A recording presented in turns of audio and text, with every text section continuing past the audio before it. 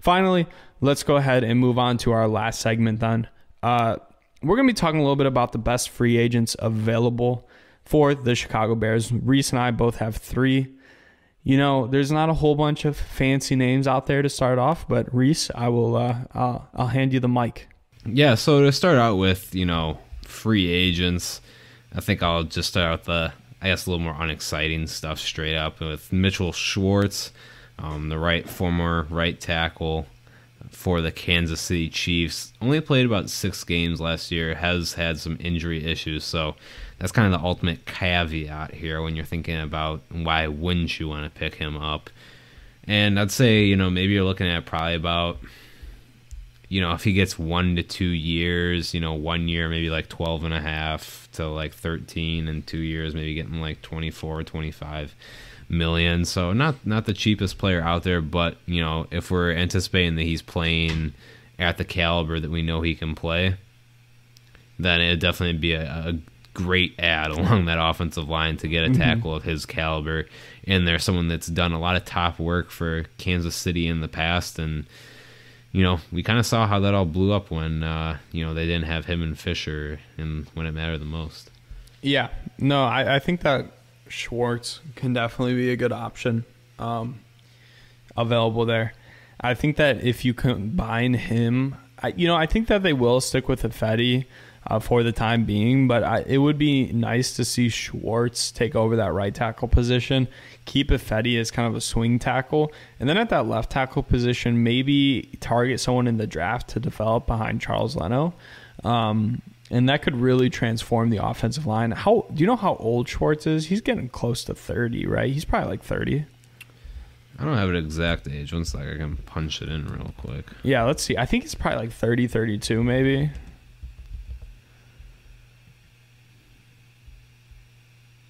He is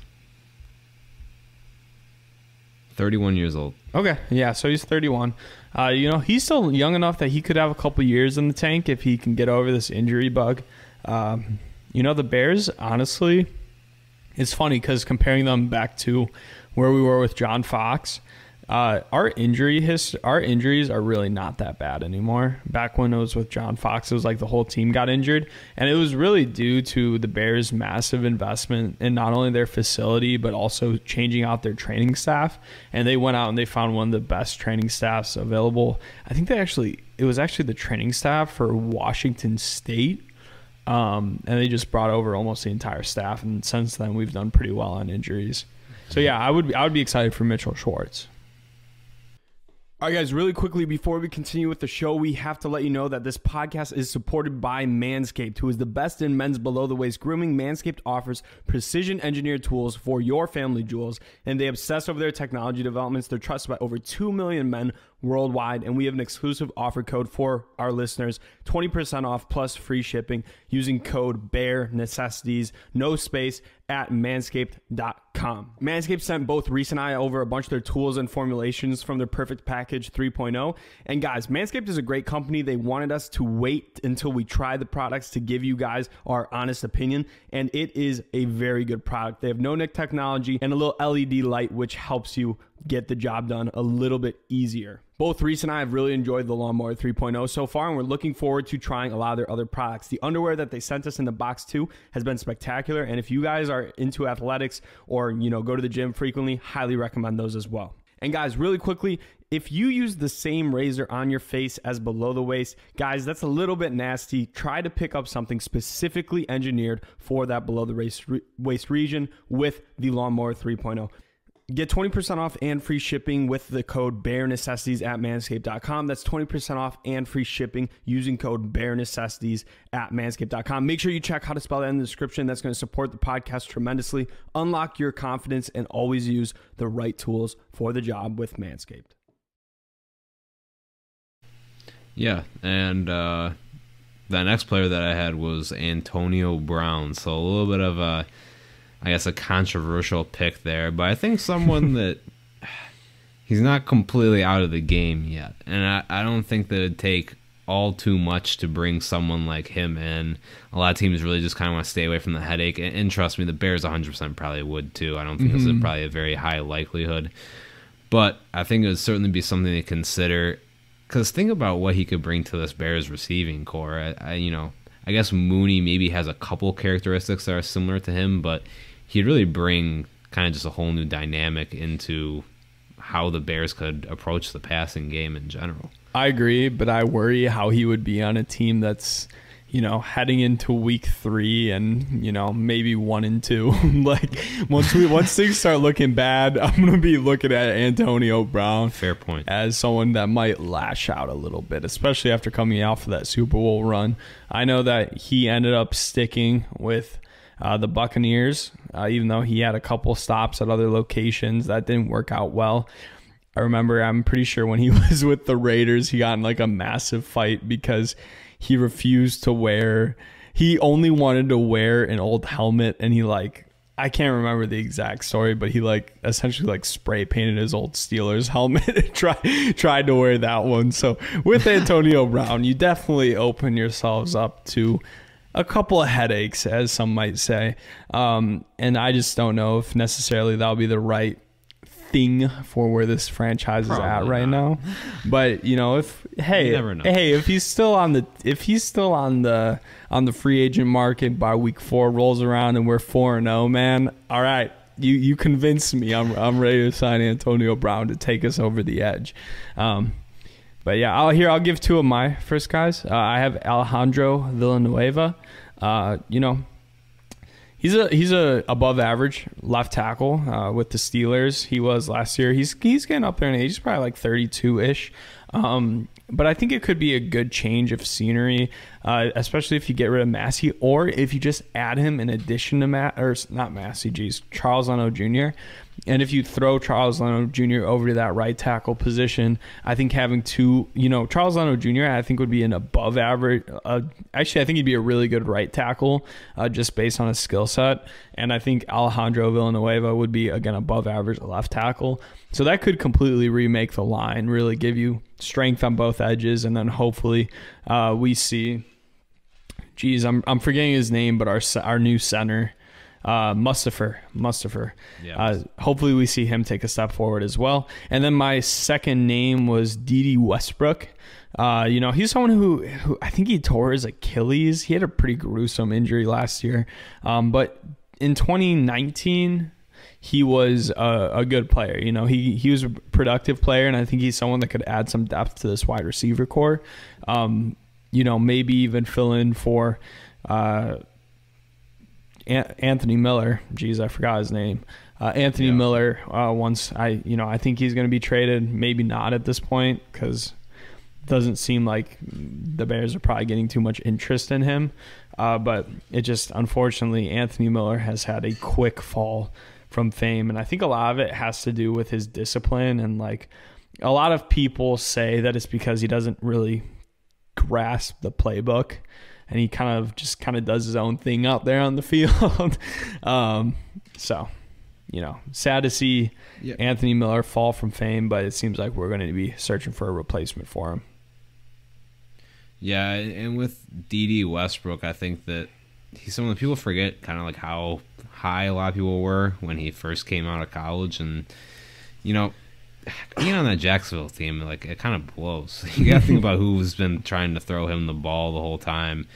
Someone that, even kind of like Allen Robinson, you kind of expect him to just get better simply by getting out of that situation alone. So I would certainly be more than happy with bringing in Dede Westbrook. For Villanueva, I think that, he would certainly be a step up. I think that, kind of similar to, what we were going about earlier, the age maybe is a little bit of a concern, but at the same time, sometimes offensive linemen, it's tough to really find a quality one that's not getting up there in age a little bit. And the ones that aren't are usually paid very, very well. So just something to keep in mind there. And the last player that I want to wrap mine up with is Casey Hayward.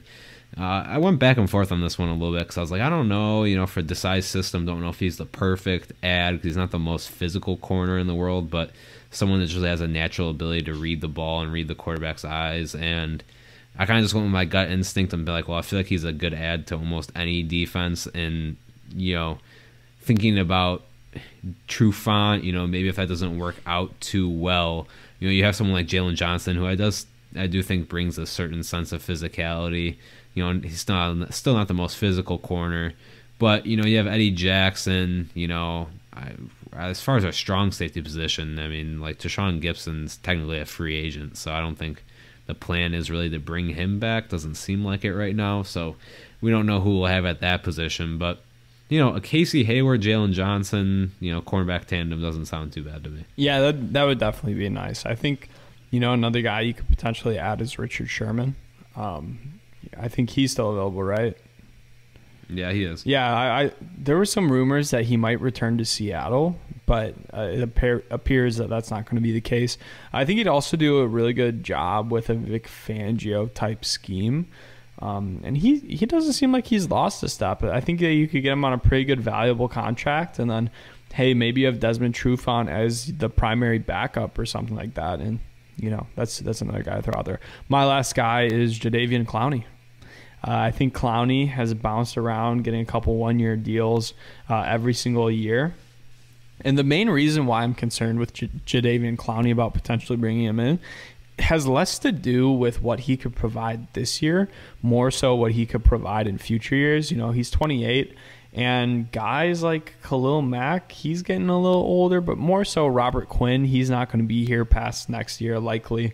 So it might be good to get in a guy. I mean, we're going to have to see what type of contract he would take, but if he's willing to take something around $10 million, I think it would be, really good. And I know a lot of fans are going to be excited about another defensive ad, but, getting a really good rotation could actually help this team play a little bit better. Especially if we get a good quarterback, hopefully, for next year.